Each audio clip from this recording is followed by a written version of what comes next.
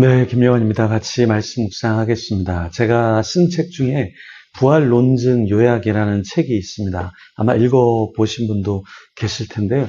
이 책을 제가 왜 쓰게 됐냐면 사실은 부활을 믿지 않는 사람들이 있기 때문에 그렇습니다.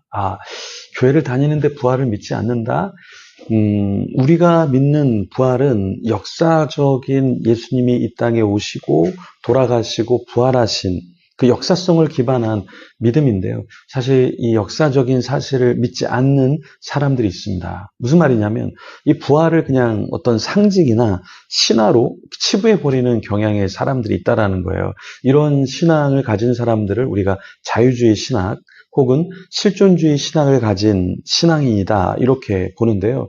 신학에는 개혁주의적인 전통주의적인 이런 신학도 있지만 자유주의적인 신학도 있어요. 그래서 예수님이 이 땅에 오신 것, 근데 그 예수님은 그냥 인간이다.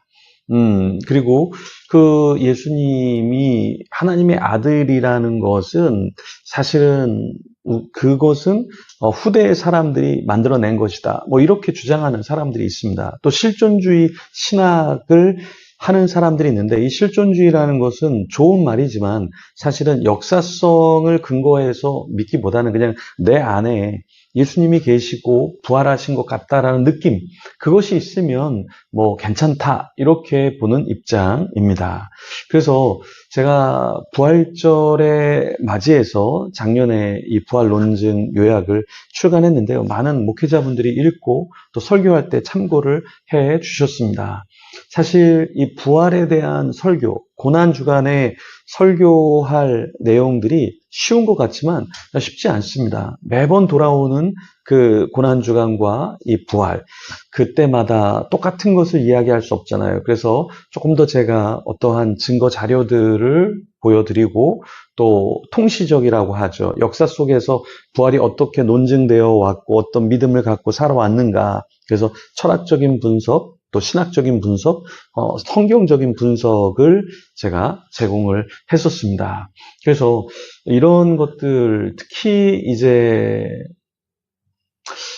굉장히 똑똑한 것 같지만 이 성경의 이런 부활은 실제 있었던 일이 아니다 이렇게 믿는 사람들이 있고, 뭐 대표적으로 고 옥하는 목사님 아들 옥성호 씨 같은 경우는 아버지가 잘 몰라서 그렇게 설교하고 목회를 했던 것이다 이렇게 이야기하면서 사실은 자기는 조금 더 뭔가를 발견했다. 그게 뭐 고등비평이라든가 문서비평이라든가 어떤 자유주의 신학에서 나온 어떤 이야기인데요. 뭐 그런 거를 최근에 자신이 발견한 것처럼 막 얘기하는 그런 이야기도 있습니다. 주장도 있습니다. 그렇지만 우리는 어떻게 부활에 대해서 생각해야 되는가, 오늘 본문을 통해서 좀 더 고민하면 좋겠습니다. 누가복음 20장 27절부터 한번 읽어보겠습니다. 부활이 없다고 주장하는 사두개인 중 어떤 이들이 와서 물어 이르되, 선생님이여, 모세가 우리에게 써주기를 만일 어떤 사람의 형이 아내를 두고 자식이 없이 죽으면 그 동생이 그 아내를 취하여 형을 위하여 상속자를 세울지니라 하였나이다. 그런데 7형제가 있었는데 마치가 아내를 취하였다가 자식이 없이 죽고 그 둘째와 셋째가 그를 취하고 7이 다 그와 같이 자식이 없이 죽고 그 후에 여자도 죽었나이다. 7이 다 그를 아내로 취하였으니 부활 때에 그 중에 누구의 아내가 되리까? 예수께서 이르시되 이 세상의 자녀들은 장가도 가고 시집도 가되 저 세상과 및 죽은 자 가운데서 부활함을 얻기에 합당히 여김을 받은 자들은 장가가고 시집가는 일이 없으며 그들은 다시 죽을 수도 없나니 이는 천사와 동등이요 부활의 자녀로서 하나님의 자녀임이라. 죽은 자가 살아난다는 것은 모세도 가시나무 떨기에 관한 그래서 주를 아브라함의 하나님이요 이삭의 하나님이요 야곱의 하나님이시라 칭하였나니 하나님은 죽은 자의 하나님이 아니요 살아있는 자의 하나님이시니라. 하나님에게는 모든 사람이 살았느니라 하시니 서기관 중 어떤 이들이 말하되 선생님 잘 말씀하셨나이다 하니 그들은 아무것도 감히 더 물을 수 없음이더라. 여기 사두개인들은 어떤 입장을 가진 종교 지도자들이었냐면 부활이 없다 이렇게 믿었어요. 사두개인들은 그 당시에 로마에 딱 붙어서 결탁해서 자기들이 누릴 어떤 주권, 그 권력, 어떤 재력, 이런 것들을 자신들이 누렸죠. 그러면서 이들은 현세가 굉장히 중요한 사람들이었습니다. 그러면서 부활에 대해서 생각하지 않았어요. 바리새인들은 오히려 부활이 있다고 믿었지만 사두개인들은 그렇지 않았습니다. 그래서 형이 자식이 없이 죽으면 동생이 형의 아내를 취해서 상속자를 이룰 때, 그런 형제들이 있을 때 죽으면 누구의 아내가 되겠느냐라고 예수님에게 물었죠. 이걸 고대 수혼이라고 하는 그런 제도인데, 형이 죽으면 그 동생이 아내와 결혼해서 가정을 이루는 것인데요. 근데 여기서 중요한 것은 이 사두개인들은 부활을 믿지 않는다라고 이야기했잖아요. 그러니까 그들은 그러한 자신들의 교리, 신학을 바탕으로 예수님을 골탕 먹이려고, 그러면 이렇게 됐을 때 누구의 아내가 되겠느냐라고 이야기했죠. 그런데 예수님께서는 그들의 말에 넘어가지 않으시고 뭐라고 이야기하셨냐면, 부활한 뒤에 우리는 이 땅에서처럼 장가가고 시집가지 않는다라는 것을 말씀해 주셨습니다.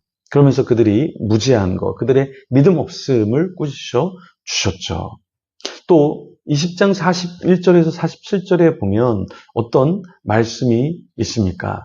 사람들이 그 주님에 대해서 잘 알지 못하고 부활에 대해서도 알지 못했지만 주님에 대해서도 잘 알지 못했어요. 그러니까 예수님이 대단한 존재다, 신적인 존재다, 이렇게 보지 않았죠. 그때 예수님께서 그 사람들에게 뭐라고 이야기하셨습니까? 네, 42절에 보면 시편에 다윗이 친히 말하였으되 주께서 내 주께 이르시되, 이렇게 말한 내용을 이야기하면서 주께서 내 주께 이르시되 라는 이 말이 무엇이냐라고 했을 때, 다윗이 이미 그리스도를 주라 칭하였다, 이렇게 예수님께서 설명을 해 주고 계십니다. 자, 어떻게 두 주가 있을 수 있겠느냐? 다윗이 이미 그리스도를 주라 칭했다라고 이야기하면서 예수님이 어떠한 분인가, 이것을 드러내셨던 것입니다. 시편에서 다윗이 주께서 내 주께 말씀하셨다라고 한 이 말씀을 통해서 이미 너희들이 많이 이 말씀을 들었지만, 다윗이 그리스도를 주라 칭했고, 그리고 그 주가 너희 앞에 있다라는 것을 예수님께서 말씀하셨던 것입니다. 예수님은 계속해서 제자들에게, 또 그 당시 사람들에게 자신이 하나님의 아들이심을 이야기했죠. 그런데 사람들이 믿지 못했습니다. 그리고 결국에 사람들은 예수님을 십자가에 못 박게 되었죠. 우리도 오늘날 예수님에 대해서, 하나님에 대해서, 성령님에 대해서 계속 듣지만 그 주님을 우리가 주님으로 섬기지 않고 다른 것을 주로 섬기는 경향이 있죠. 우리는 종교 지도자들과 별반 다르지 않다. 그래서 우리도 날마다 회개하면서 더 진실한 믿음, 바른 믿음을 갖도록 주님 앞에 노력해야겠습니다. 기도하며 주님 앞에 나아가겠습니다. 하나님, 감사합니다. 사두개인들은 이 세상과 결탁해서 이 땅에 있는 것들을 좋아했습니다. 그러면서 부활에 대해서, 영생에 대해서, 영적인 것에 대해서 둔감했습니다. 그렇다면 우리는 어떻습니까? 우리는 이 사두개인들과 종교 지도자들과 다른 것이 있을까요? 별반 다를 바가 없다라고 느낄 때가 참 많습니다. 우리 자신을 돌아보면 그렇습니다. 이런 연약한 우리를 하나님 더 강한 믿음을 주시고 주님을 온전히 섬기게 하시고, 이 땅에서만 잘 살다가 떠나는 그런 존재가 아니라 하늘을 바라보며 사는 자 되게 하여 주시옵소서. 감사합니다. 예수님 이름으로 기도합니다. 아멘. 계속해서 기도하며 주님 앞에 나아가겠습니다.